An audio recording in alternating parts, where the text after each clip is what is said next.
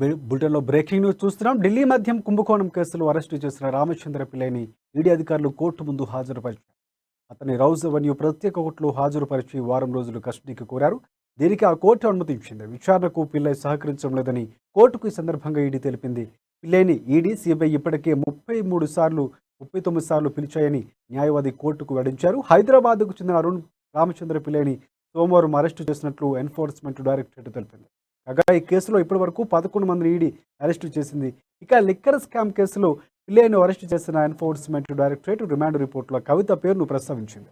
అరుణ్ రామచంద్ర పిల్లై కవిత బినామీగా ఉన్నారన్న ఈడీ పిల్లై కవిత ప్రతినిధి అని అనేక స్టేట్మెంట్లు ఇచ్చినట్లు రిపోర్టులో తెలిపింది.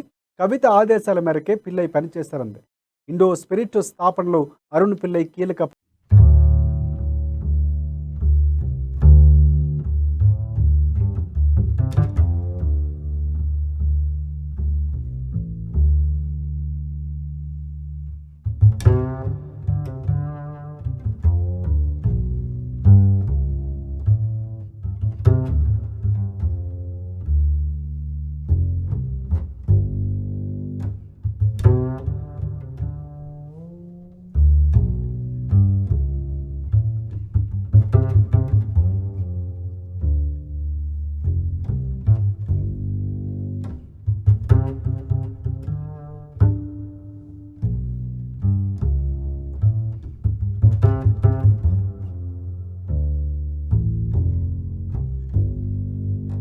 హాజరుపరిచారు.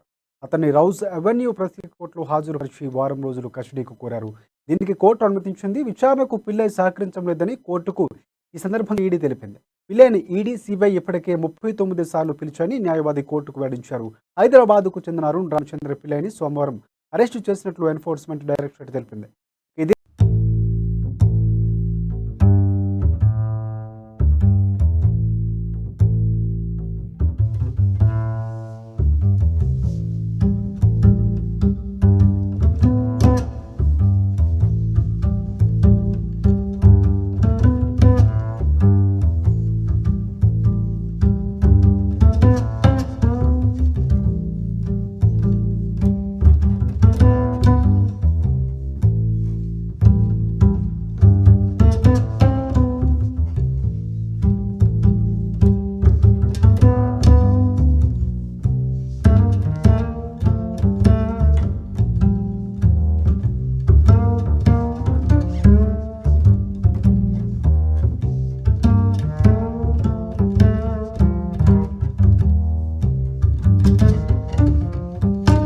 అరెస్టు చేసిన రామచంద్ర పిల్లైకి ఈడీ అధికారులు కోర్టు ముందు హాజరుపరిచారు.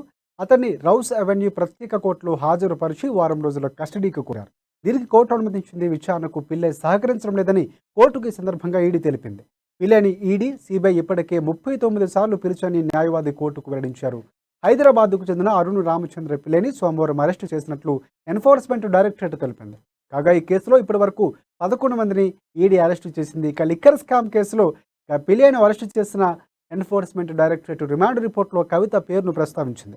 అరుణ్ రామచంద్ర పిల్లై కవిత బినామీగా ఉన్నారన్న ఈడీ పిల్లై కవిత ప్రతినిధి అని అనేక స్టేట్మెంట్లు ఇచ్చినట్లు రిమాండ్ రిపోర్టులో వెల్లడించింది. కవిత ఆదేశాల మేరకే పిల్లై పనిచేశారంది. ఇండో స్పిరిట్ స్థాపనలో అరుణ్ పిల్లై కీలక పాత్ర పోషించారని, కాగితాలపై 3.5 కోట్ల రూపాయలు పెట్టుబడి పెట్టినట్లు పిల్లై చూపారని తెలిపింది.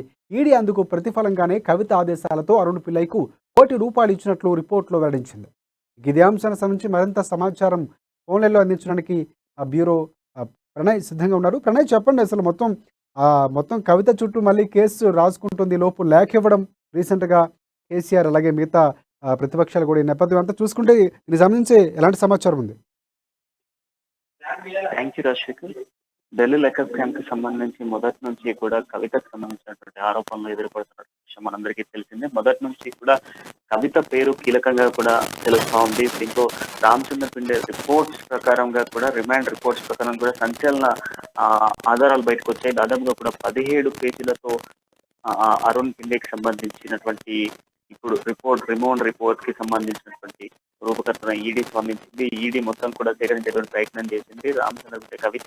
కవితకు సంబంధించినటువంటి బినామీగా ఉన్నారు అంటూ కూడా తెలుస్తా ఉన్న పరిస్థితులు అయితే కనబడతా ఉన్నాయి. ప్రస్తుతం కవితకు సంబంధించి సౌత్ గ్రూప్స్ కి సంబంధించి బినామీగా కూడా రామచందర్ ఉన్నారు అంటూ కూడా తెలుస్తున్న సిచ్యువేషన్స్ కనబడతా ఉన్నాయి. ప్రధానంగా చూసుకుంటే రామచందర్ పిల్లకి సంబంధించి మొత్తం వ్యవహారం అంతా కూడా ఆయనే నడిపించారంటూ కూడా తెలుస్తున్న పరిస్థితులు అయితే కనబడుతున్నాయి. కవిత ప్రయోజనాల కోసం పిండేను వాడుకున్నారు అంటూ కూడా తెలుస్తున్న పరిస్థితులు అయితే కనబడుతున్నాయి. సౌత్ గ్రూప్ మొత్తం కూడా అరుణ్ పిండే దగ్గరుండి నడిపించారు అనేది కూడా ఆరోపణలు కనబడతా ఉన్నాయి. దాంతో పాటుగా సౌత్ గ్రూప్ లో ఎమ్మెల్సీ కవితకు సంబంధించినటువంటి కవిత పూర్తి స్థాయిలో కవిత ఉన్నారు. దాంతో పాటుగా అరవిందో ఫార్మసీకి సంబంధించి చైతన్య రెడ్డితో పాటుగా సౌత్ గ్రూప్ లో వైఎస్ఆర్సీపీకి సంబంధించినటువంటి ఎంపీ మాగంటి కుమారుడు రాఘవన్ కూడా ఉన్నాడు అంటూ కూడా తెలుస్తున్న పరిస్థితులు అయితే కనబడుతున్నాయి. దీంట్లో అభిషేక్ బుచ్చిబాబులు కూడా ఈడీకి సంబంధించినటువంటి సౌత్ గ్రూప్ లో ప్రధానంగా నిందితులుగా ఉన్నట్టుగా స్పష్టంగా తెలుస్తా ఉంది. కవితను బినామీగా పెట్టుకొని అరుణ్ పిండే విచారణను చేపడుతున్న నేపథ్యంలోనే ఈడీ మొత్తం కూడా